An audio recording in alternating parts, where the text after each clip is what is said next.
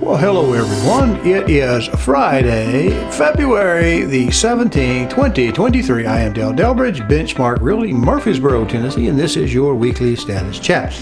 So today I've got a pretty good show. I'll try to keep it short. We want to follow up on some things we did in previous episodes, and we'll get right to it right after this. If you like this content, please go to calldeltosell.com, find the tab that says on YouTube, click it, and it'll open up a page of QR codes. There you can use a smartphone to scan and get to the YouTube page, or you can just mouse over and click it on a PC. There you'll be able to subscribe to this little button over here and click the notification bell so that YouTube will notify you when each Friday's blog has been uploaded. Thank you. Okay, hopefully that wasn't too painful for you if you're new to the weekly show. It's just something we put in there to make sure we stay out of trouble with the Tennessee Real Estate Commission. So we've got that done. Look, I want to talk to you a little bit about the CPI that came in this week. We talked about it, I think, recently when we were talking about how they were going to make a change. That's this portion down here on the bottom. And I think I can zoom this in and maybe do a little stretching work. Maybe move my little paw here and see if we can get most of it on camera. And it just says down here that starting with the January 2023, that would be this month's data, the BLS, Bureau of Labor Statistics, plans to update weights annually for the Consumer Price Index based on a single calendar year of data using consumer expenditure data from 2021. This reflects a change from the prior practice of updating weights biennially. And biennially just means once every other year versus biannually, which means twice a year. And so what they're doing is they're going to not reach as far back into time to get their data, I think is what they're saying, instead of using the 2 years expenditure data. So that's what that's about. But so we knew it was coming. So let's look at these couple of little charts. When this came out on the Valentine's Day, we had this other chart didn't seem to be anywhere to be found. And I think it's probably because they most likely, when they fixed January, they probably went back and fiddled the other numbers to match. But from the previous show, we had it written down here and captured. It said that we had for food, we were running at 10.4%. I really should get my glasses on for you today. And in January, it was 10.1. So it did what we expected it to do. It brought that raw number down. Of course, they changed how they measured it, but it brought that number down. So that's an improvement. That's not too bad. And if we come up here to the numbers for all items, it was at 6.5 and it came down to 6.4. So that looked a little bit better. Now I saw some different information on the internet which said it actually went up, and I didn't really delve in too much to that because I really can't control much of it. But it would make sense if they're going to wait till January and they're expecting a bad hit, and they change how things are measured, and in the raw numbers it looks like it went down just a little bit, but maybe it actually went up after they did that rebalancing act. But we do have some good news, I think, if I can get this to fit. Let me do some more zooming in and see if I can slide this over. It might be blurry on your screen, but this is awesome. This is done the same day, Bureau of Labor Statistics news release, and it says this has to be embargoed until Valentine's Day when they released the numbers, but it was produced ahead of time, and it says Consumer Price Index, January 2023, big red arrow, and we're going to slide this up. And this is available at the Bureau of Labor Statistics, and I'm not going to necessarily fish these specific links out. You should be able to do that. But it says right here in the yellow, it says the all items indexed increased 6.4% for the 12 months ending January. This was the smallest. Here's where they're going to kind of crow at it a little bit. Now, remember, we just changed how we measured things. This is the smallest 12-month increase since the period ending in October 2021. And to be honest with you, I don't know if that was just from raw number to raw number or if that's the new measurings form and it's been retroactively fixed. But they're telling us that we're actually seeing some good news here, and I'm going to try to take them at their word. They are the government. I'm going to try to take them at their word. Anyway, they say it's still increasing, but the smallest went since October of 21. And then it says the all items less food and energy, that would be the core, index rose 5.6% over the last 12 months. Its smallest 12-month increase since December of 2021. So that just tells us we're still running a little bit high on the energy, looks like. The energy index price increased 8.7% for the 12-month ending in January, and the food increased 10.1% over the last year. Well, we know food's more expensive, and it seems like it's more than 10% to me.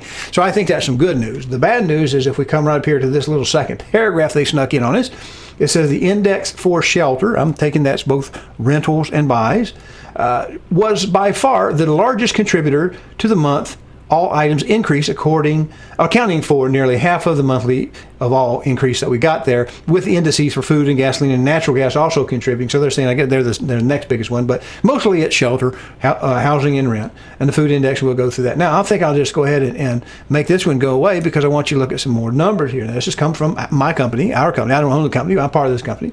And it's talking about the January, because I deal with people that they're on the fence and they're looking for some kind of adjustment. We will see adjustment. We've talked about this in the past. And where we normally see isn't a price adjustment per se. They may taper off and flatten out a little bit. They may slow the slope, but they don't normally take a huge, big, definite dive. What we normally see is a decrease in sales volume. That's where we see the big increase.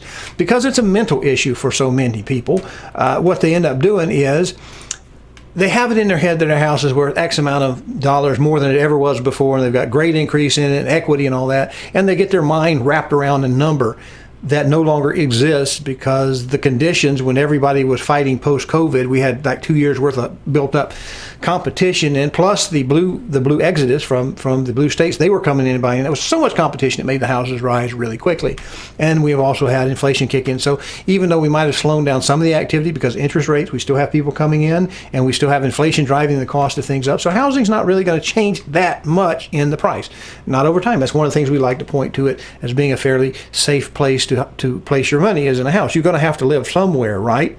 If you're paying rent at the end of that month, you've got nothing to show for it. You've already received all the benefit you're ever going to get from that rent at the end of the month. So it's just gone. If you buy a house, and I'll tell you the straight up truth, when you first buy a house, most of it's going to the interest and a little bit to the principal, but you just stick with it a few years and those ratios come down a little bit and you start to build. Plus, as long as we remain a desirable place to go to and you buy in a nice location and you keep your house up and you're not like, knocking holes in it like a billy goat lives inside the house or something, and you don't have a dog chewing the windowsills off, it's probably going to creep up in value pretty quick, probably quicker than a lot of other alternatives you have. And in the end, even if it doesn't, you still have to have a place to live. So you are getting some equity and you're getting some benefit by paying down on the debt. Now, if we go back to look at this number, we do see that we're down on the closing rate. But let's look at these other numbers and just compare them, just you and I, just informally. This is January to January, year over year. And the active listing we had in 22 was 35, and now we have 85. So what do you think that does on some of the showings and that really nutty, I'm going to pay $50,000 over this asking price for it? This kind of brings that down. We still have a lot more inventory, which means you have choices. You have more choices to look at when you go to buy now. And we have pending sales. They're pretty well much the same. I know you might say, well, that's 300 difference, a little more than 300 difference between the two, but roughly the actual pending sales, the ones being transacted, are about the same, but we see it's taken about twice as much time as well. So from 29 days, from a month to sell a house to about 2 months to sell a house. This is getting pretty normal looking here, but we'll look what number it drops down. It drops the closings down, and that you might say, well, that's a bad sign, but really what it's doing, if we're spreading the time out for each transaction, they're going to space them further out. So I don't know that this is quite as alarming as you might think, but here's what I'm bringing you to see, because this is what people are talking about when they say, I think I want to wait. I think I want to wait to buy a house. It's your life. Do what you want to. I'm just here to help you if I can.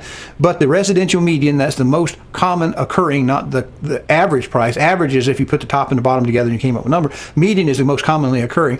It has gone from $425 in January of last year to $450 in this year. So does that look to you like prices are going to go down? And we know that interest rates are trending kind of up, along with the prime and the target rate and everything else. And of course, even medians on the condo, they're going up as well. I don't think condos will ever keep pace quite the same that a freestanding home will do. Of course, I live in a freestanding home and I prefer that.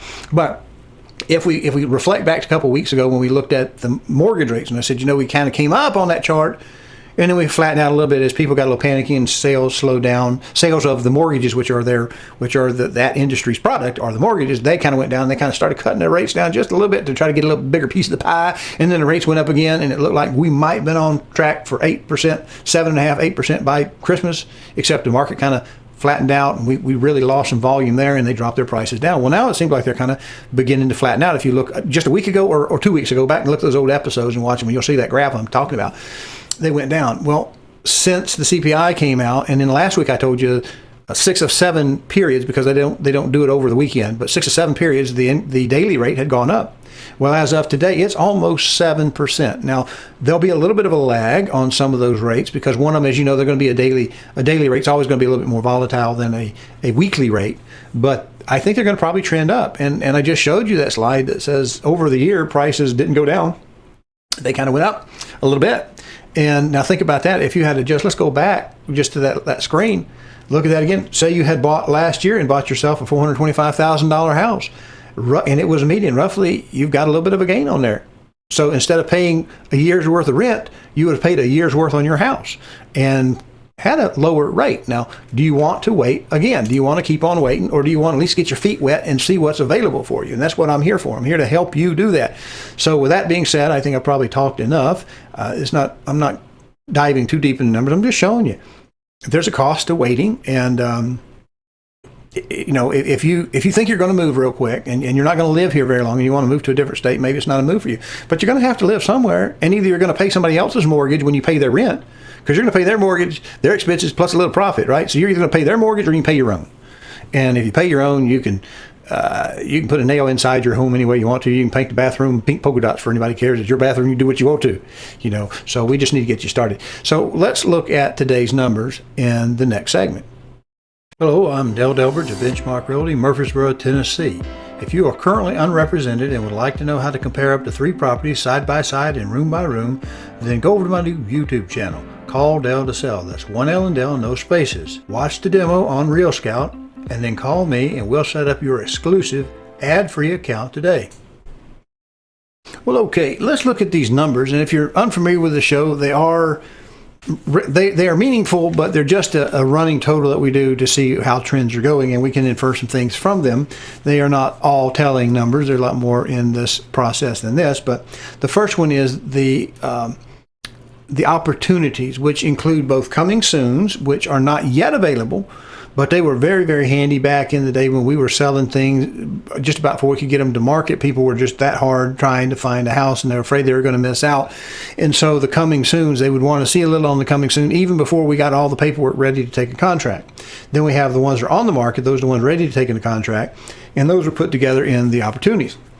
So they're a little inflated over if you just want to, depending on whose software you went to look for things, hours can find this for you. And the other one is the under contract still showing. And what that's for is, say I have a house and I'm getting ready to sell it for someone, and we get a really good cash offer and it looks fine, and I really don't want to have my telephone keep ringing. My seller has already accepted a contract and they don't want to hear anymore. They just want to get this one done. Let's get this one done. They may tell me pull it off the market so it can be under contract but not showing.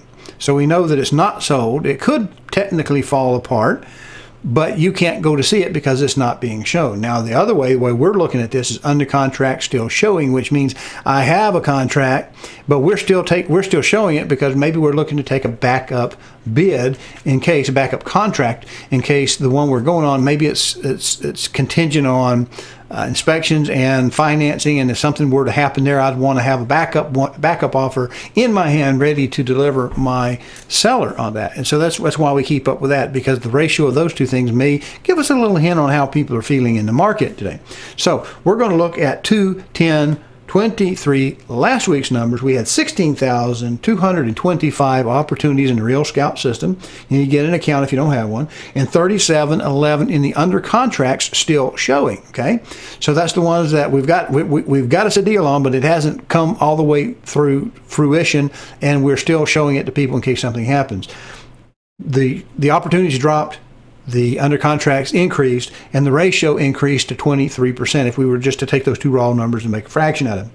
This week, 2-17-23, we have 16,102, which is a further dropping of opportunities a little bit. So we actually seen our inventory shrink just a little bit, opportunity shrink just a little bit, and 38-31 in the under contract still showing. That went up a little bit, and the ratio between the two of them went to 24%. So we're gaining a little bit, perhaps you might look at it, we're gaining a little bit on the under contracts still in process that they're still showing.